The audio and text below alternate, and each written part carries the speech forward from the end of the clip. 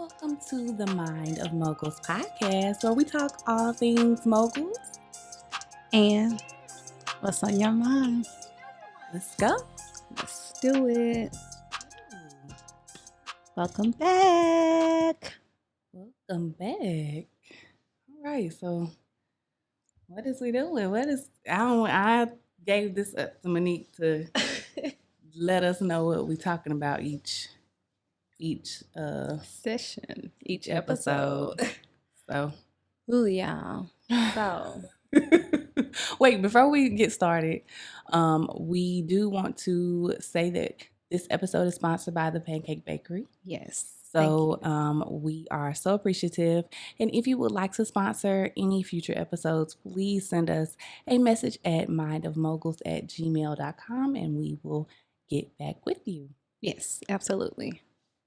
Or reach out to any one of us individually as well. Mm-hmm. That'll always work too. All right.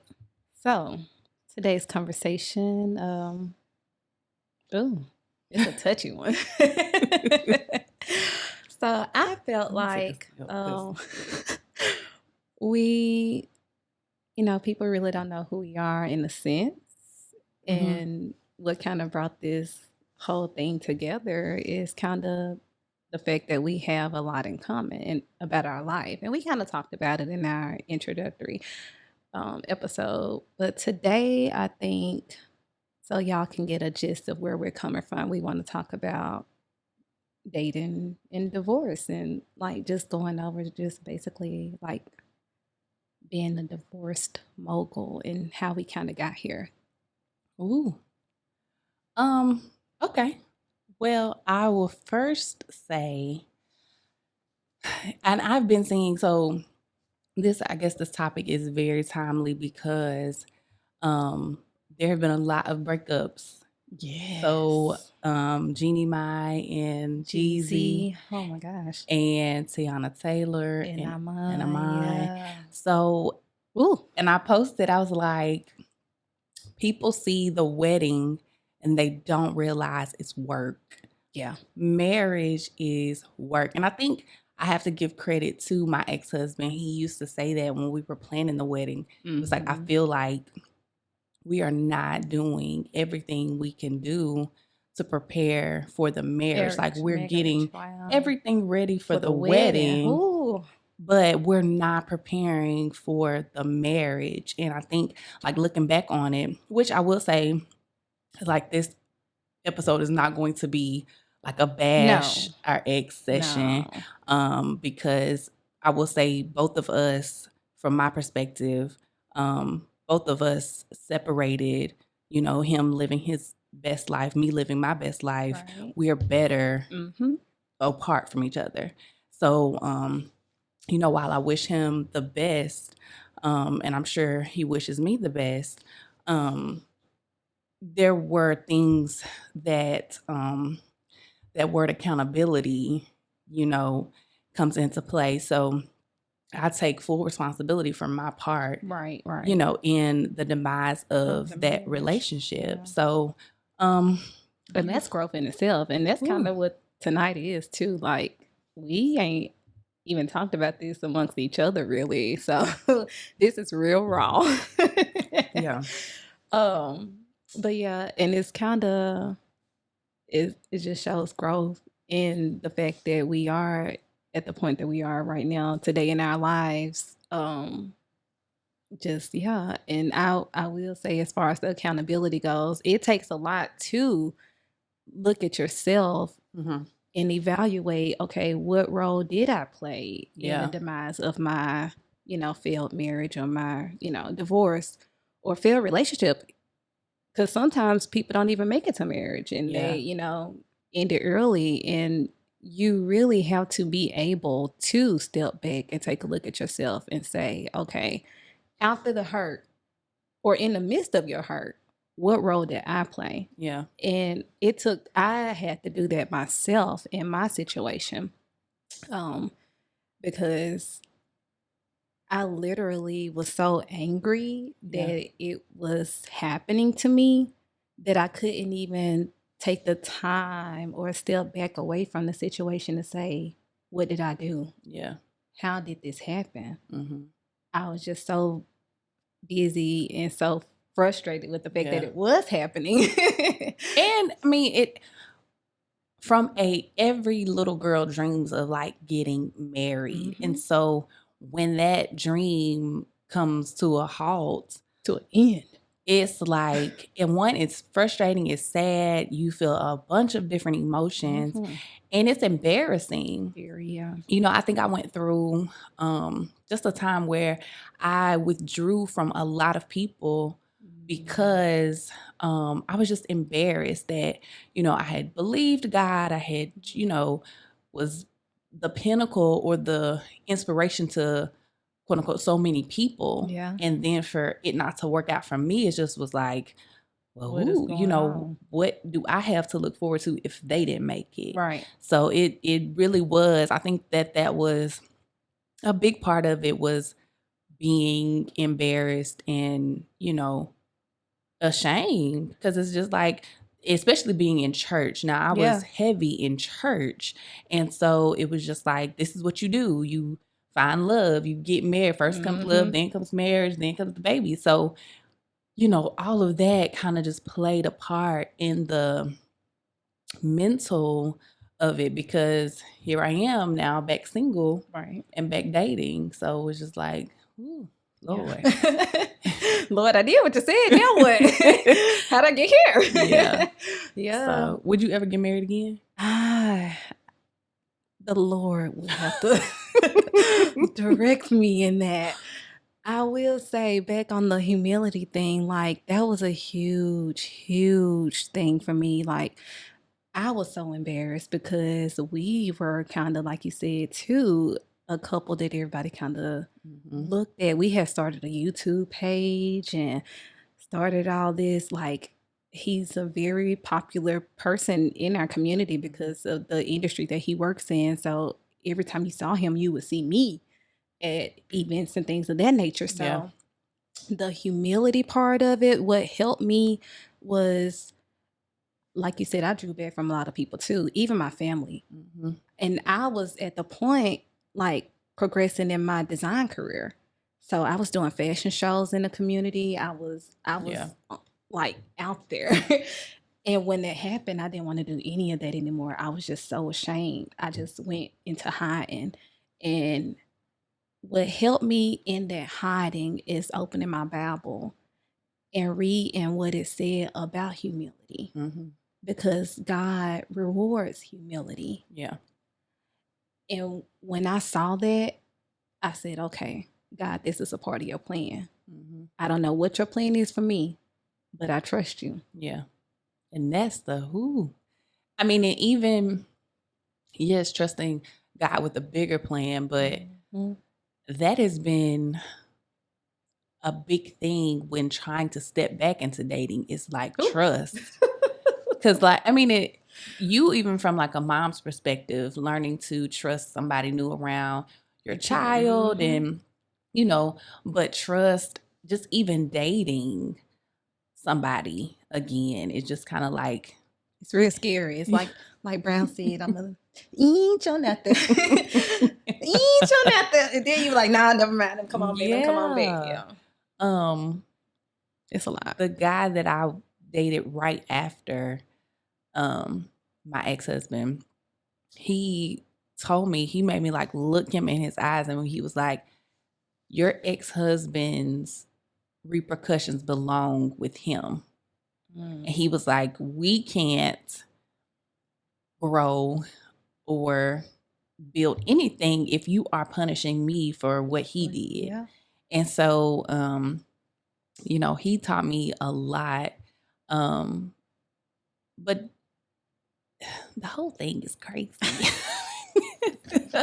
I mean, because both of our ex-husbands, we dated when we were teenagers. It was like high school sweethearts. And so I never really had to date as a teen or as a young adult. College, all of that. Like from high school to college. Like that's why they say you meet your husband. They say you meet your husband in college. And we went in college with ours. So like we said in the trailer, we never dated, so dating now looks different. I mean, and dating back then was going to the movies, cute little whatever. Now it's like, if you know my friend gonna introduce me to you. That's how it used to be. Yeah. Now it's not that. Now you got online dating and all kind of stuff. Speed dating. That's new. That wasn't going on when we was in college and stuff. All these apps, I think at the time, I'm feeling till that age.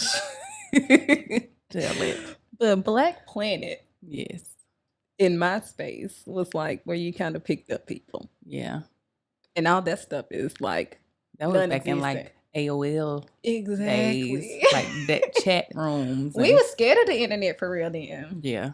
The internet was not a thing, honey. You just meet people you know, or somebody, your cousins or somebody know. What would you say? What would your advice be to somebody who is thinking about getting married and getting married to somebody who has their own business?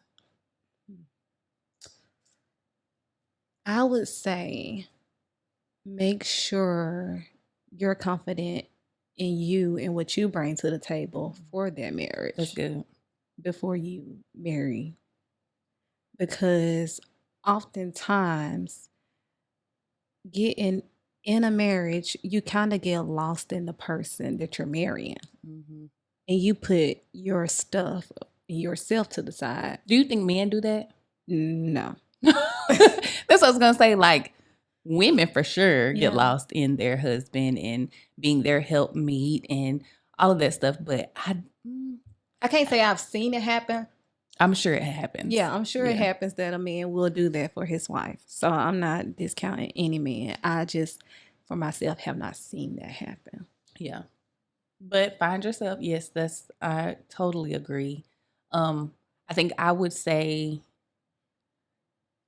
this whole "you complete me" narrative is so wrong.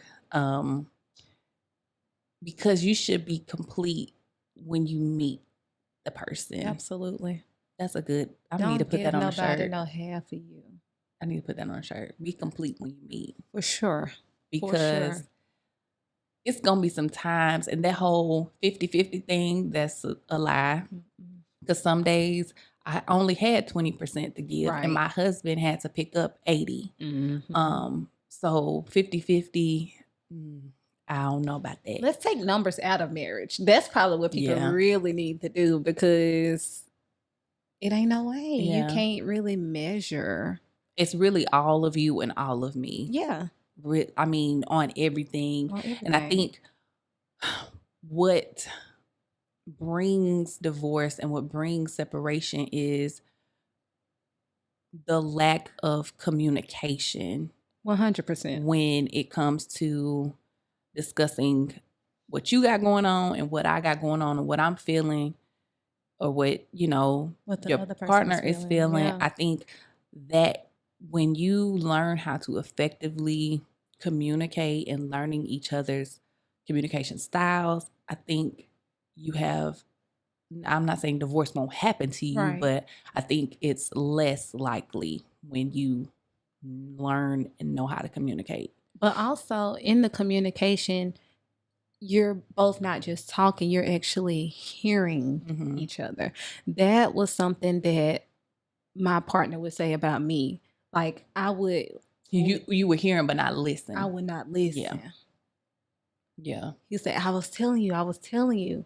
But I'm like, no, you ain't. You never said it. And I'm looking for tell me example A. Example B. But he's saying all along he was... Yeah. But in his own way. Yeah. And that's what men do. Some men, they don't, Absolutely. They don't 100% point it out to you and see, I need to know. I'm one of those. You got to write the vision to make it plain for me. Because I'm okay with fixing. I'm absolutely okay with fixing. But I'm not a mind reader. This is true. And women are not mind readers. And men. Yeah, I was going to say it go both ways, because women, we can get into this thing where we assume that the man should know, well, I don't feel good, so I'm assuming, he should know to bring me some soup, or he should know to bring, you know what I'm saying? Yeah, and not they all do. men, that's great if your man does, but Right. not all men just pick up on Little things like that. They don't. Not all of them. But kudos to the ones that do. Yes. Let's break and tell them about Simply Moguls, her jazz wind down. Yes. Yay. I'm so excited about the wind down, y'all. Okay, so last week, y'all, we had round 2 of our tasting. And boy, oh boy. It was good. The drinks, the cocktails, I would say. It ain't gonna be drinks. It's gonna be wine cocktails. Are gonna be so good. Like, I'm excited. And then the food, the food is gonna be bon appetit. Chef's amazing. kiss, literally. Absolutely.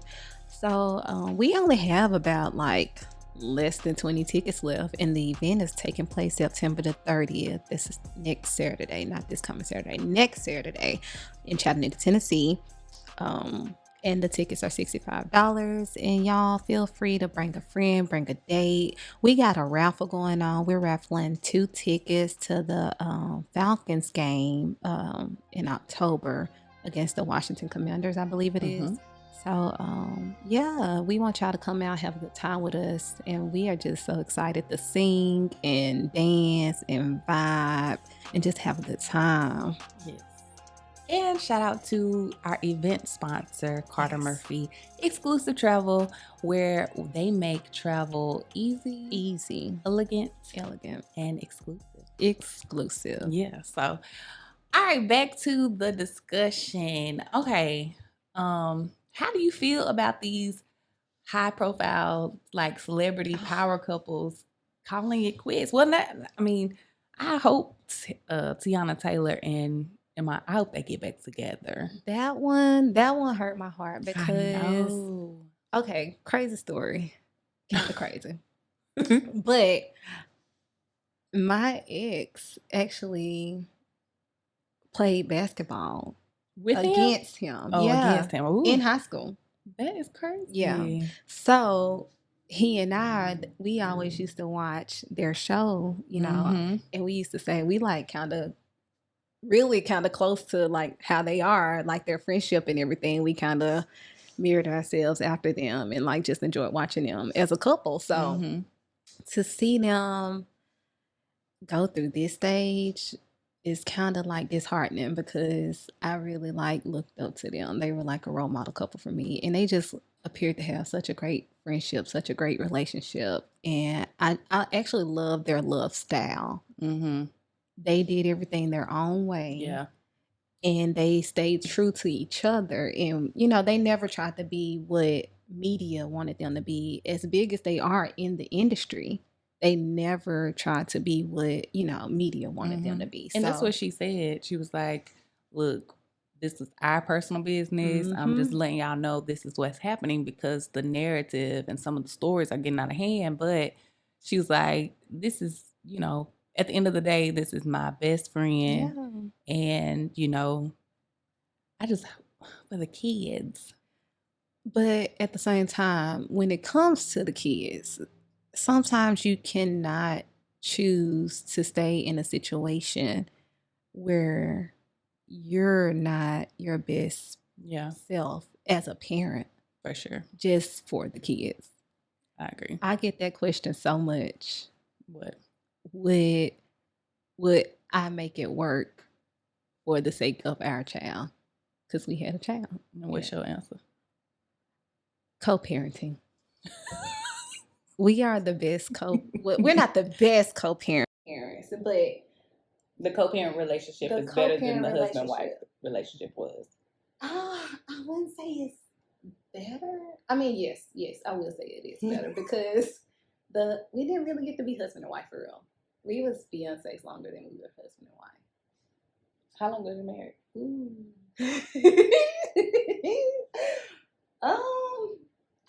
I was married 4 months. 1 month? I thought it was longer than that. Take a drink. goodness. I thought it was longer than that. Girl, people still think I'm married, but we not. But yeah, no. Girl, shut up. See, I told y'all this wrong. We ain't talked about this. Yeah, see, ours was 4 years, and then what would have been our 5th anniversary. He had me serve the papers. So on the anniversary date? Not on the anniversary date, girl, but like I was gonna say. during that time, during like that time of separation, it was around when we would have been turning 5. So, but I did not know. Yeah. Did you I was gonna say, did you heal? But did you do therapy? Oh, absolutely. Yeah. So when things started turning, like, I mean, the time limit was so short. So it was like marriage and then decline. And then so right at that decline, I was like, what are we gonna do? Like, our child's still an infant. Yeah. This was 100% like just a whirlwind. Oh, for sure. So we did counseling together to try to see if we can kind of figure out what actually was happening, because it just kind of, we stopped talking. He wouldn't talk to me in the marriage anymore. So we got married. It was okay for a few weeks. Then we just stopped talking. Wow. And so I'm like, what's going on with you? What's going on with you? I want to talk to a counselor. I'm like, well, we can go to counseling together. You know, since you don't want to talk to me, let's talk to a counselor. What's going on? So we counseled for a little while. And it just wasn't really working. Like, counseling wasn't working. So I stopped going with him. And then I started going by myself. Yeah. In the midst of me going by myself, I was also counseling at home with my Bible. With reading, I was still going to church, and then I was also reading like divorce books and different things, just to kind of get different perspectives on what was taking place, or kind of trying to get answers. Honestly, that's what I was trying to do in the midst of that time, just trying to find answers from anyone I can get answers from. What about you? I think that, so we mirror each other in a lot of things, but not in the fact that yours was a quick demise, mine was slow. And so we had learned the art of faking. And at the end, it just got to where, and he is the one that actually filed. Like, I always tell people, if he hadn't filed, I would still be faking. Really? I would still be trying to make it work, trying to, and not being truly happy. Right. So, for the Lord. Yeah. And to save the humility. Yeah. But for sure. Ooh, but I don't know if I would get married. I feel like, I don't know if that's, I don't know if it tainted my perception. Yeah. Because, no, I ain't gonna say it. I learned so much about what I don't want that it's just kind of like, if it's not that, then I'm just not open to it. I'm just not open to it. I think it has scared me. It has scared me to open up to a person in that matter again. To trust in that matter again. I don't think it's 100% out of the cards for me, but I will say it'll be a slow ride to the altar.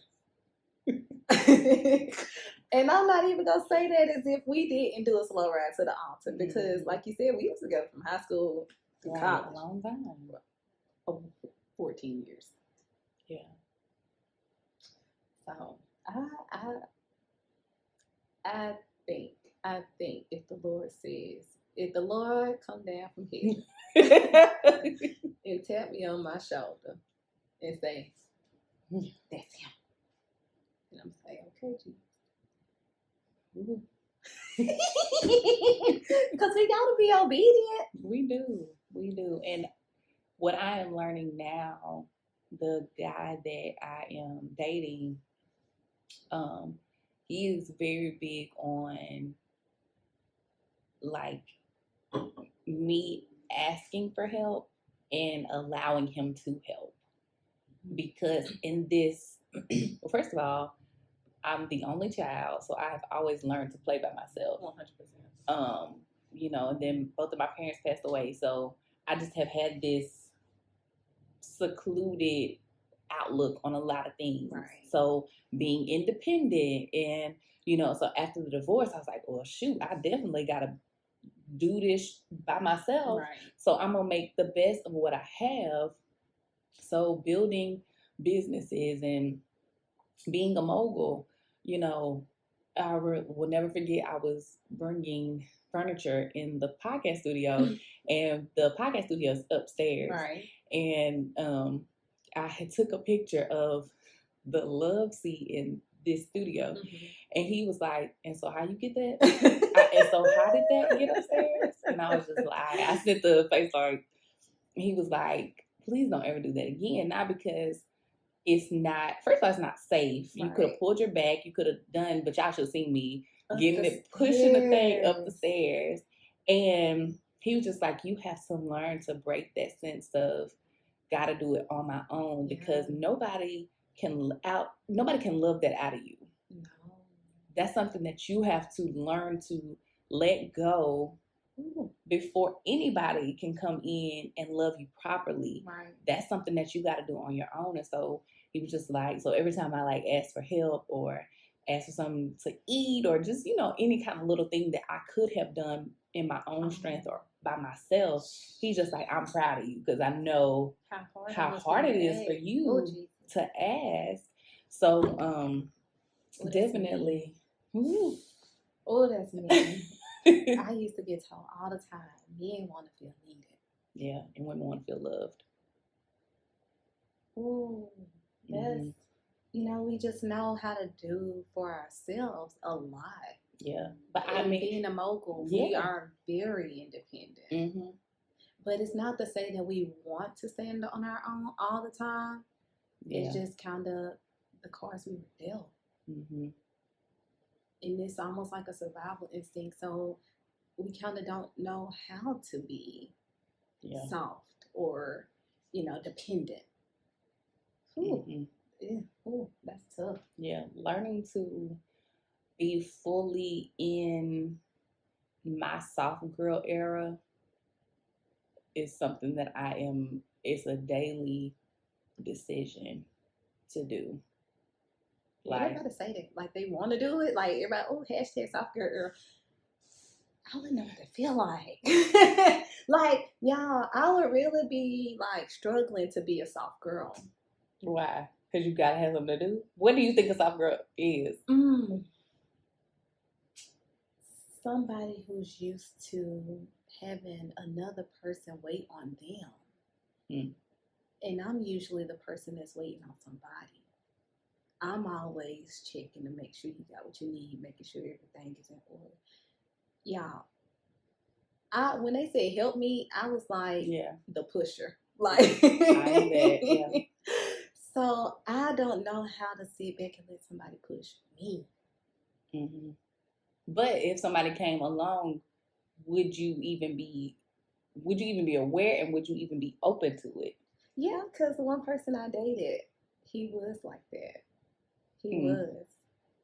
And he used to get on me about that. Yeah. Like, sit down, let me do it. Mm-hmm. Or, like, would not let me touch a door handle. I love that. Yeah, it was so different. And I used to be like, he would smack my hand. And okay. Let somebody do something for you. Mm-hmm. It's just. What are your, do you know your love languages? No. You need to take the test. My love language is, and it's 2 sets, so it's how you give love and how you receive love. But I really think that they're the same. But somebody said they were different. But mine are acts of, I think it's acts of service, and or maybe it's acts of kindness. One of them is acts of service and gifts. Okay. Those are my love languages. Like if I'm out and I see something and I'm like, oh, that person will, they would like that. I'll just get it. Or, if I can do something. And the other options were words of affirmation, quality time, and physical touch, which now I'm starting to, I don't know if it's because I'm getting older, but physical touch is kind of inching on up. It's inching up there for me. You don't want to be touched? Woo. Oh. I don't know. Okay. I feel like I used to love it, but now that I'm a parent, I have this kangaroo that just won't get off of me in my pouch. Always in my pouch. So I don't even have a sense of personal space really anymore. So to share my space with a mini me and then add a bigger person too. I don't know what that'll feel like. Yeah. It'll feel real different. When I say I have so much adjusting to do because I've been single now for 3 years. And I'm trying. Like I said, it's just a little slow. But, oh, yeah. I'm willing to learn. And I'm willing to try. Yeah. And you just have to be willing at the end of the day, or else you'll be alone by yourself forever. And I mean, look at me. I'm not that girl. Neither one of us want to be that girl. Look at us. No. But yeah. I'm trying to think of what's the other questions that I had in my mind.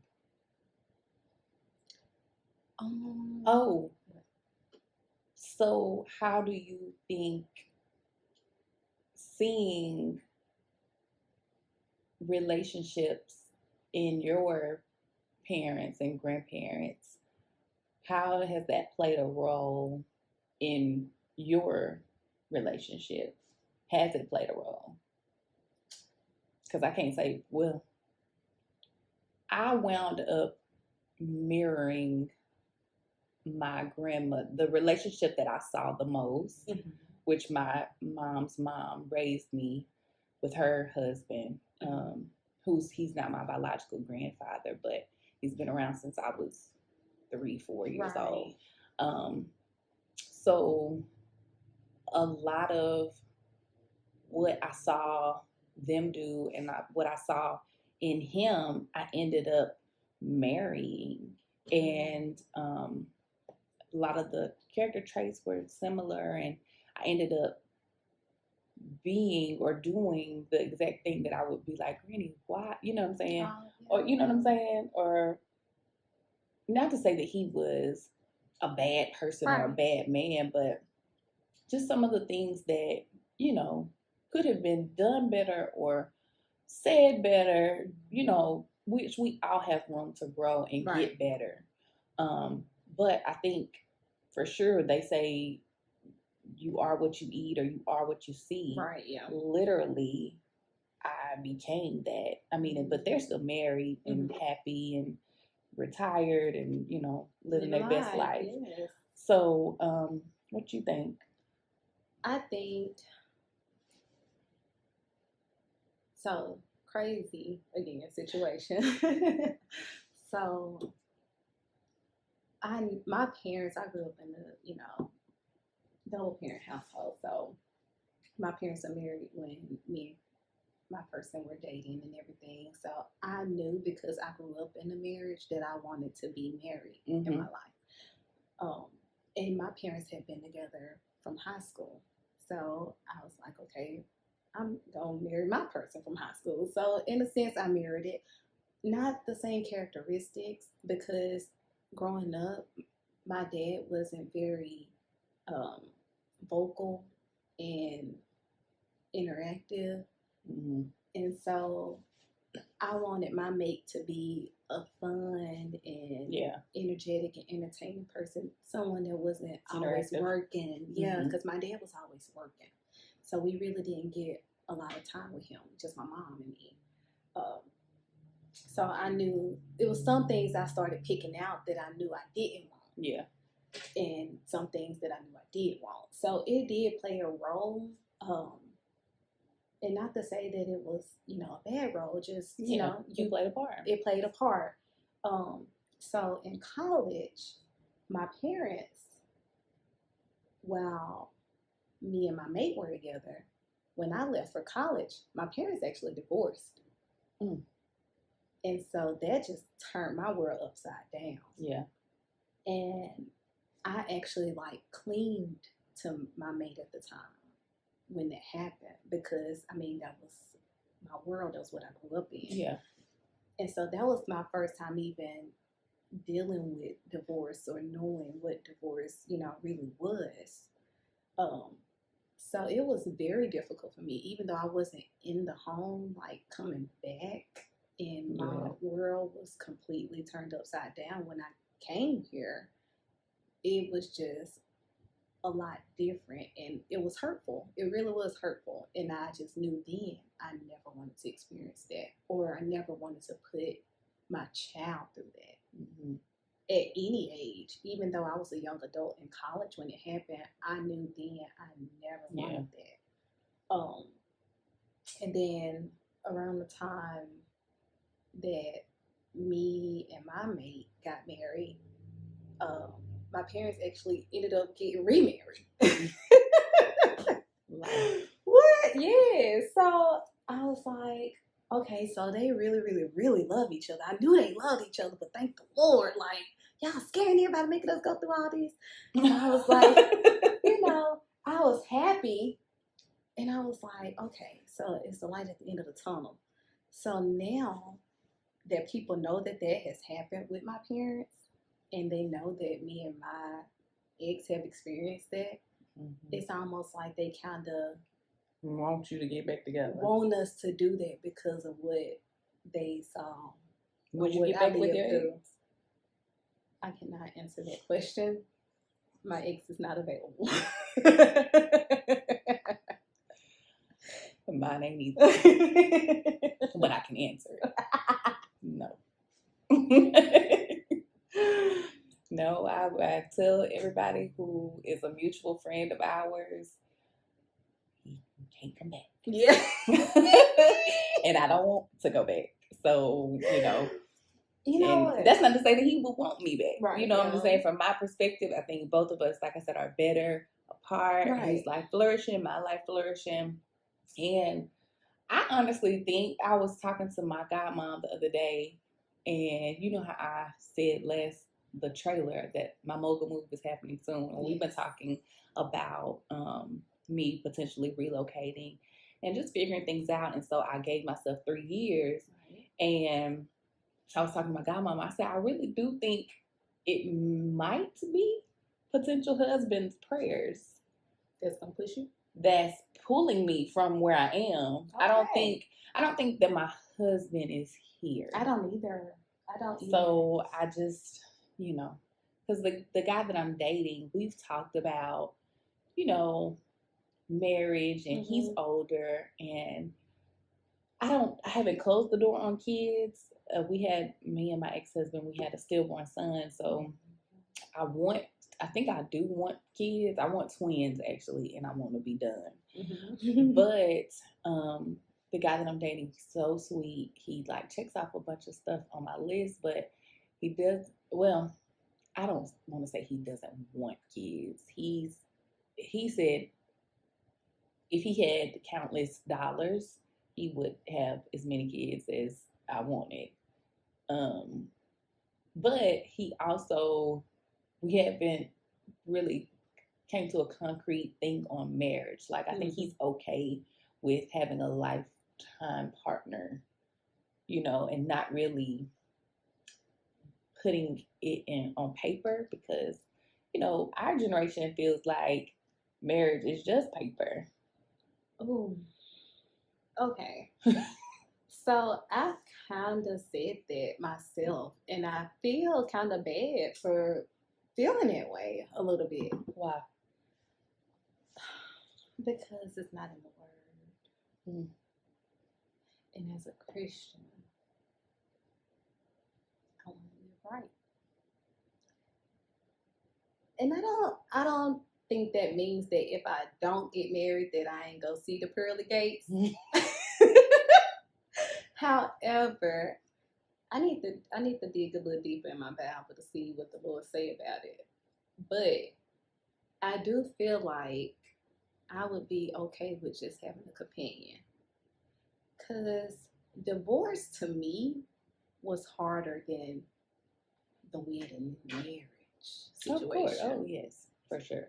And not to say that I feel like if I get married again that it would end in a divorce, but just that possibility. If I can, like, avoid it, then I'm definitely going to try to avoid it. Would you make your partner sign a prenup? No, I wouldn't make them. I wouldn't make anybody do that. Sign a prenup? Yeah. I wouldn't make. I mean, would you ask them to? Because you can't make nobody do nothing. No. Okay. I feel like it could be a discussion. I do feel like I would be open to having a discussion about it, for sure. I wouldn't let that make or break the relationship, though. I wouldn't do that. But I would say that I would be open to a discussion about that. That kind of made me think of the one person I dated, the millionaire. See, she over here dating millionaires. Ooh, child. Yeah, it was so funny. How was that experience? It was different. It was fun. He had been married before as well, and he had been married twice. See, I don't want to do this. I don't know how people be doing that. 5 and 6 and 7 marriages. Like, yeah. He had 2 ex-wives and 2 children from the previous marriages. One teenager, one small child. The reality kicked in real quick. But he was a really nice guy. Like, even though he had money, he didn't wave it around. Like, he let me know that he had it, but not right off the gate. Like, he approached me. What really even gave him an opportunity with me was his approach. He was a very stand-up person. Like, he saw me out with my family, and we were not the same ethnicity, by the way. So he saw me out with my family, and my family and I were actually getting ready to leave the establishment. And so he literally tracked me down before we left the establishment, came back there to our table and told me, "Don't leave. I want to take care of you." And I was like, "No, my meal's already paid for. Everything's fine." He was like, "Don't leave, don't leave." I'm like, "What is going on?" So my family like, "Girl, come on. You know, I'm like, y'all better leave me alone. Let me see what this man talking about, you know, because I'm single. Let me see. So he has the waitress of the restaurant escort me to the front. And I'm like, okay. They're like, come with us. Girl, they come up, give me a gift card.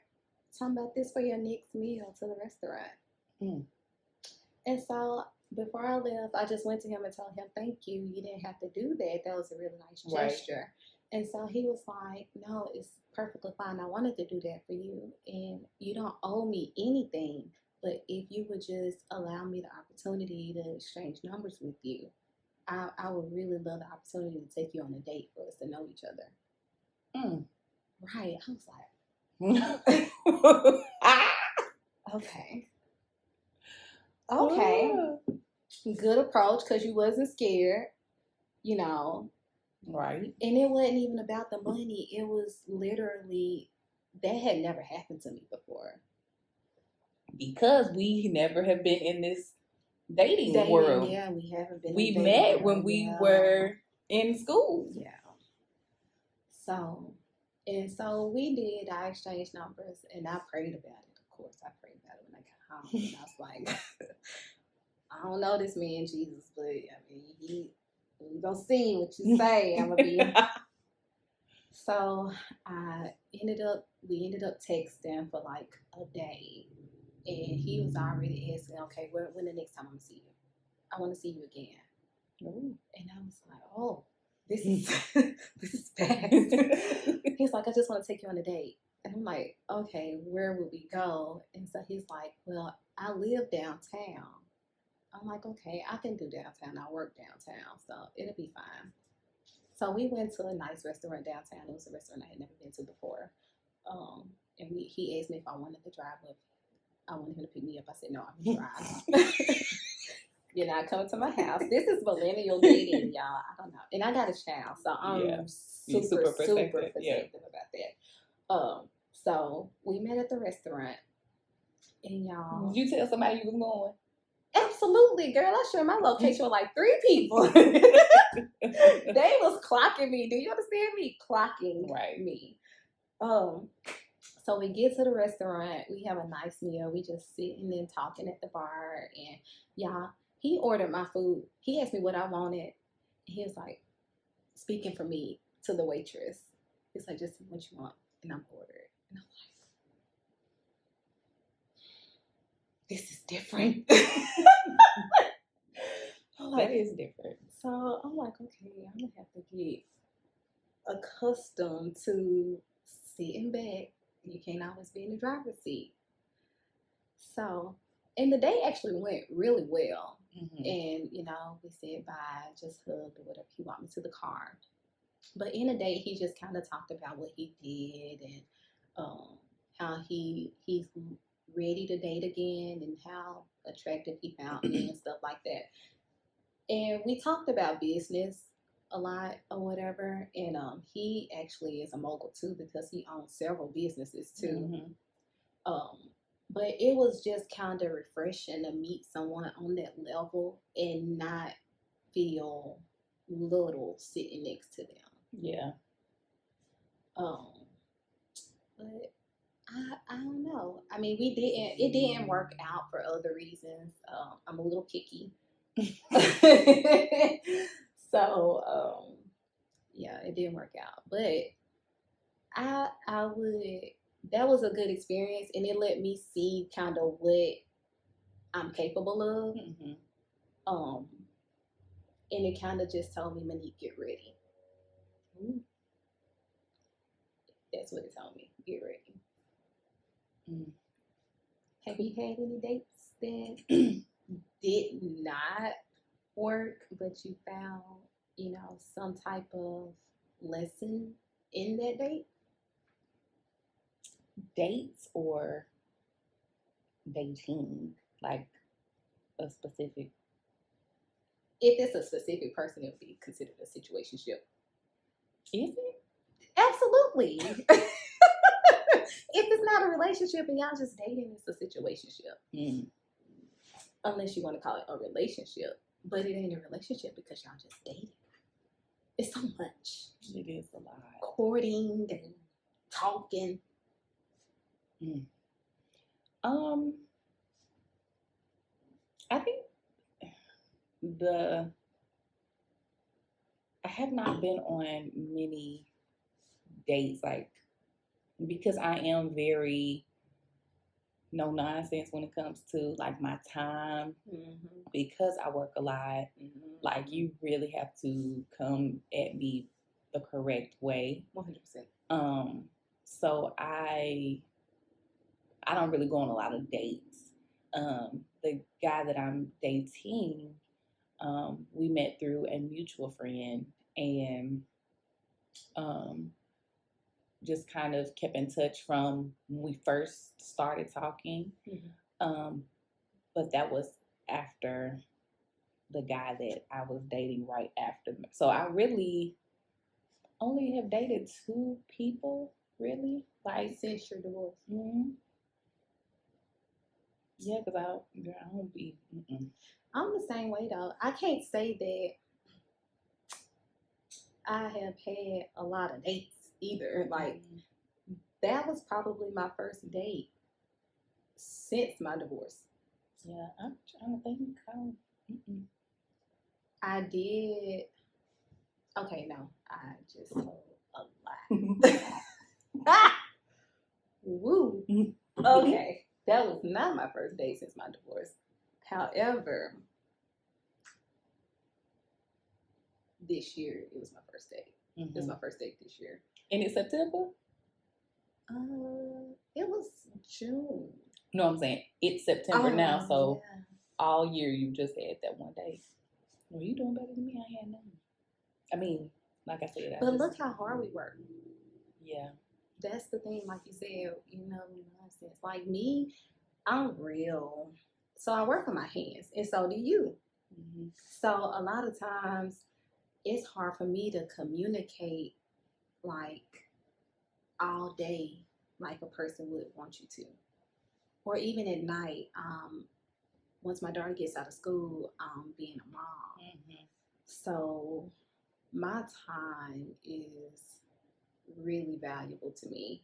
And it almost already has like a timestamp and the name on it.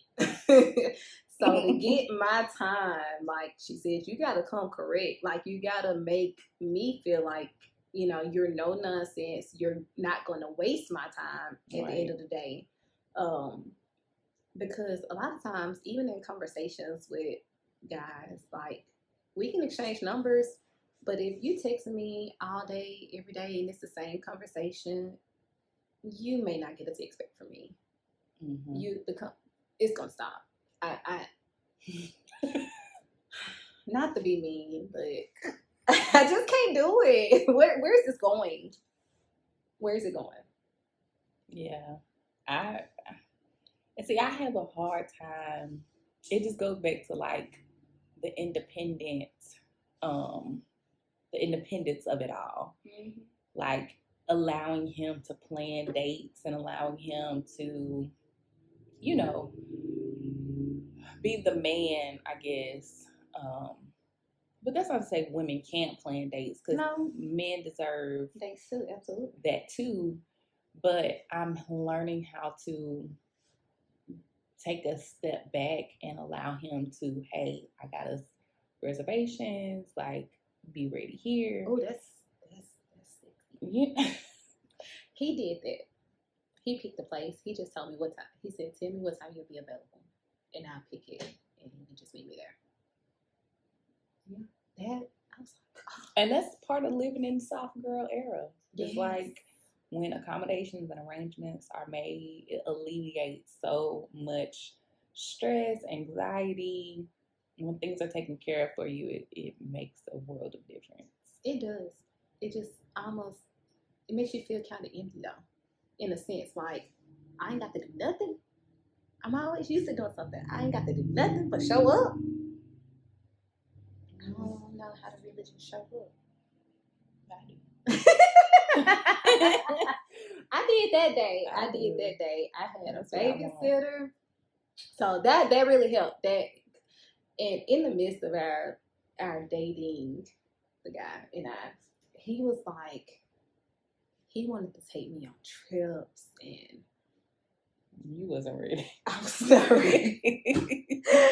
He was like, we're gonna have to hire you a nanny, because I want to take you with me. I want to take you on a cruise, and I want to do this, and I want to do that. And I'm like, whoa. Yeah, fast. And you talking about hiring a nanny for my child? Where's you gonna get this nanny from? I barely know you. So yeah, I was thinking all of it. But I mean, the sound of it, it was soft girl. Mm-hmm. Real soft girl, happening real fast, and I was not ready. Yeah. Ain't that scary? Dating is, I was talking to my godmom again when I was talking to her about like the potential prayers of whoever my husband is pulling me away from, like whoever he is praying, okay, God, I'm ready for my wife. Send her this, he is praying and manifesting me in his city. So it's like pulling on me to, okay, for some reason, and it really did just happen like that. Like, for some reason, I feel like I want to move. Like, I feel like the time is, and so I think that our destinies will collide whenever it's supposed to. Right. But I was telling her that the men, I just watched my godfather, how he serves my godmom. And like, he'll bring her breakfast in bed, and she owns a bakery, the PanCake Bakery, who sponsored this episode. We thank them.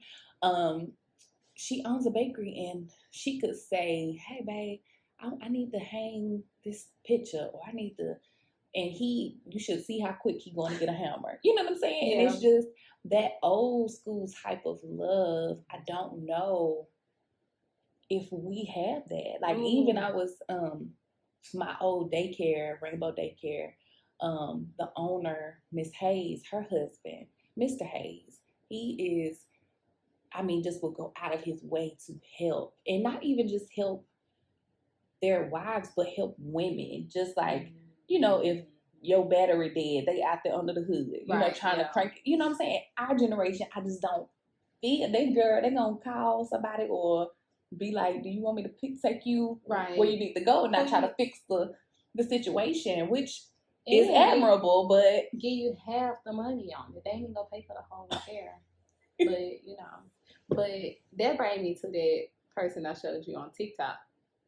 Oh yes, cause honey, I'm gonna try to insert him. We gonna have to figure out how to bring him to the show. That young man. I watched his page today, and I'm not even a TikToker, y'all, but every now and then. Every now and then. So what make him, what? Attractive? Yeah. So, y'all, this man got a garden in his backyard. We don't know if it's in his backyard. It's always at the same location. It's the same location on the video. So he got a garden. And he has access to a garden. He has access to a garden. And he picks his fresh vegetables from it and takes them in his house and cooks them. What else he be doing? He be repairing the house. I watched that man repair a fence today. And change his tires on the same clip. Then he did that, and he went to the grocery store, bought some groceries, and then came home to a clean house. His house is always clean. Always. And that's what I told her, I think he reminds me of the guy that I'm dating now. It's just, their spirit is just like Renaissance man, which I think that is his TikTok name. I'm gonna edit this, and we're gonna put the clip in there. Yes, we do. Y'all go follow him. Yeah, go follow him. Shout out to him. But he is just an all around whole. And by himself. And that, from what we see. Yes. From what we see. That makes a person attractive is when, and I've heard men say, when you have everything together, it makes you attractive to me to want you on my team. Right, yeah. So that's what I was saying about, this you complete me. I don't want nobody to complete me. I want you to compliment me. Yes. I want you to come alongside me, and wherever I lack, you make up for. Right. You giving your 100 and I'm giving my 100, and both of us are bringing something beautiful. But yes, he be doing some stuff. So his house stay clean, the repairing, the sweat. He'll go fish. He go fish. Man, listen. Okay, so I actually dated somebody like that. Mm-hmm. It was on a break. And me and my ex was in college, and we was on a break, and this guy worked at the store that I was working at, and he was a school teacher, but at the same time he was also working at our job. He worked in the outdoor department. I didn't think nothing of it, but he invited me. We went on a date before, and then we ended up going to his house one time too. And he owned a boat. He owned some horses.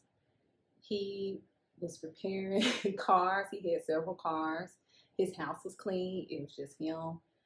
And I was just like, I was not used to that. Mm-hmm. And so sometimes a lot of things that we're not used to too is a little frightening, for me at least. Yeah. Because I be thinking to myself, am I prepared for that? Like, what am I gonna bring? You know, if he already got everything under control by himself, what am I gonna bring to his table? But that was in college. So you ready now? I'm ready now. I'm ready now. Say you ready. Okay. Yes. That is hilarious. Okay, so final mogul moments. What we taking away from this conversation?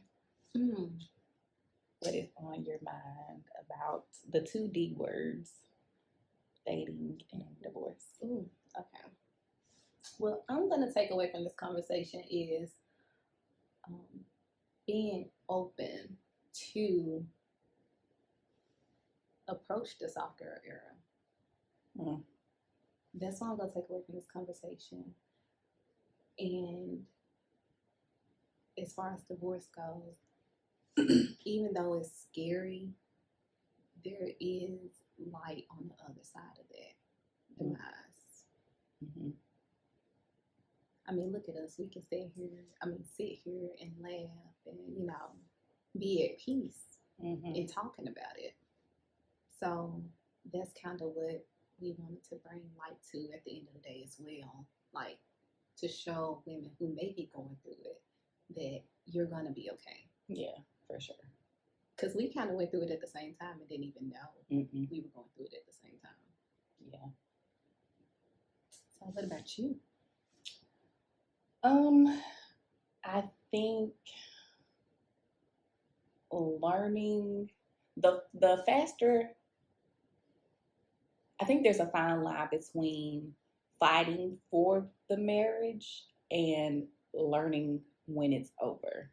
And like, because the longer 2 disagreeing people try to come in alignment and make something work that's not supposed to, or that just is not going to work, it just makes it that much worse, and you draw it out and all kind of stuff. So I think having the discussion of, is this something that we want to work on, or should we go ahead and start, you know, and that's always a tough conversation because nobody wants to say something that I started is over, or, you know, you start out in love and, you know, I do think people grow apart because another thing that came on stage, I sent to Monique earlier, he was saying that you started out loving the teenage version of him, and so did I. And so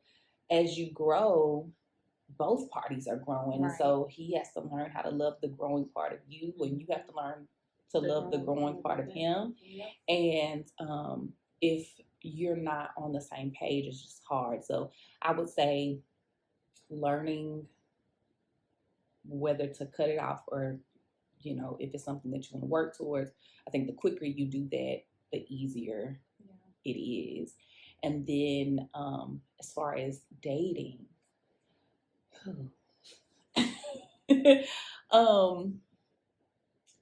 I think my final mogul moment about dating is, for me, I am looking for somebody who is willing to come in and help.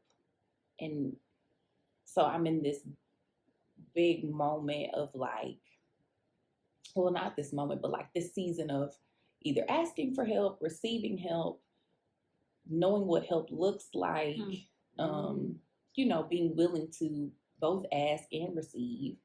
So, you know, finding somebody who sees what I'm doing, because like with Simply Props, I'm always lifting something heavy or cleaning something out, or, you know, doing something. And to have the guy that I'm dating be like, what time are you going to the office so I can come help unload, the truck, or, those kind of things show me that dating and chivalry is not dead. And there are some Renaissance men out there who are our age, who are in our generation.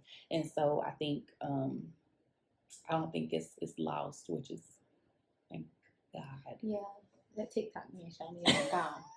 It ain't gone. All right, last thing we want to give thanks to our sponsors one more time. Yes, our sponsors, CMET, Carter Murphy, Exclusive Travel, and the PanCake Bakery. Yes. Thank you guys. So thank you guys for tuning in to Mind of Moguls, the podcast.